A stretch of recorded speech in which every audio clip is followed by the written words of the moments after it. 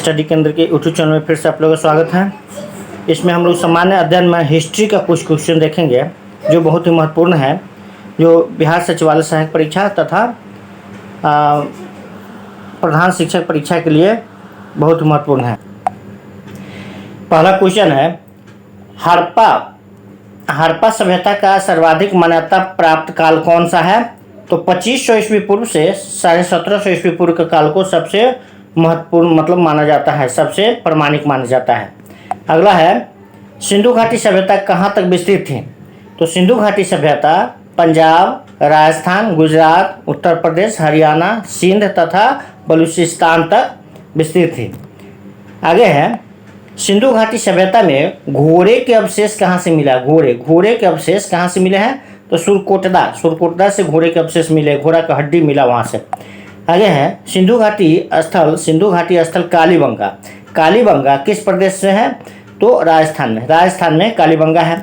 फिर आगे है, किस पदार्थ का उपयोग हड़प्पा काल की मुद्रा के निर्माण में मुख्य रूप से किया गया है? तो शेलखड़ी का प्रयोग किया जाता था। फिर आगे है, हड़प्पा सभ्यता किस युग की थी?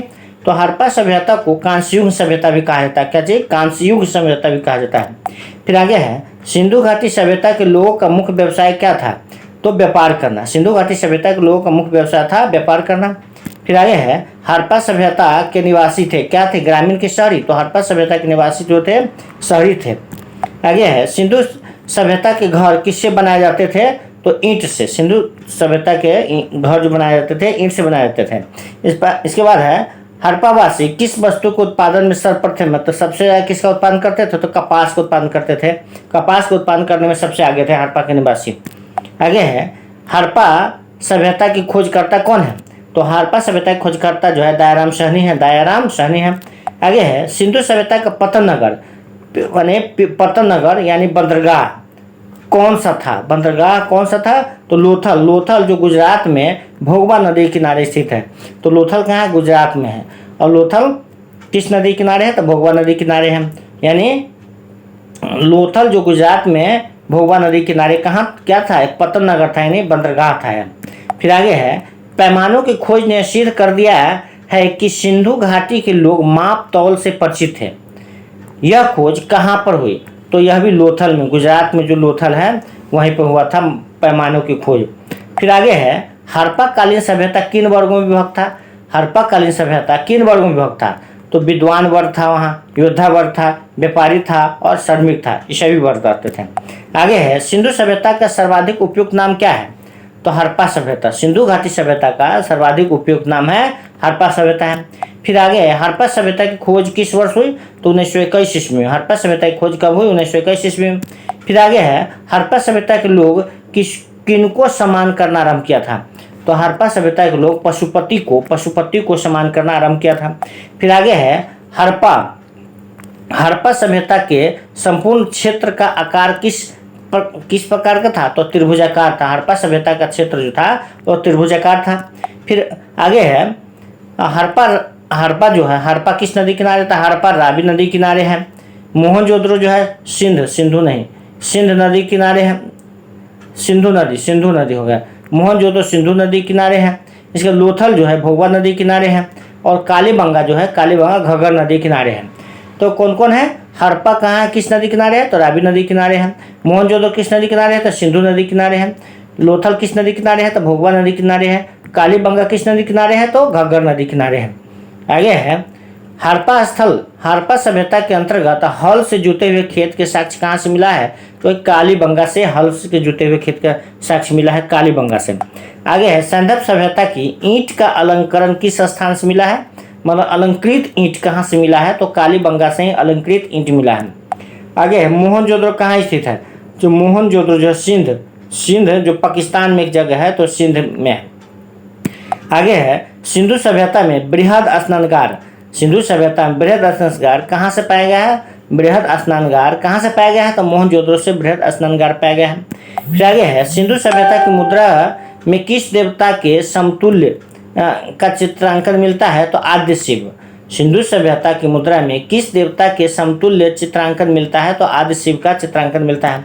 फिर आगे है, मोहनजोदड़ो का स्थानीय नाम क्या है? तो मृतकों का टीला। मोहनजोदड़ो का स्थानीय नाम है मृतकों का टीला। फिर है हड़प्पा। हड़प्पा सभ्यता का प्रचलित नाम है क्या? सिंधु घाटी की सभ्यता। हमको लगता है रिपीट क्वेश्चन है।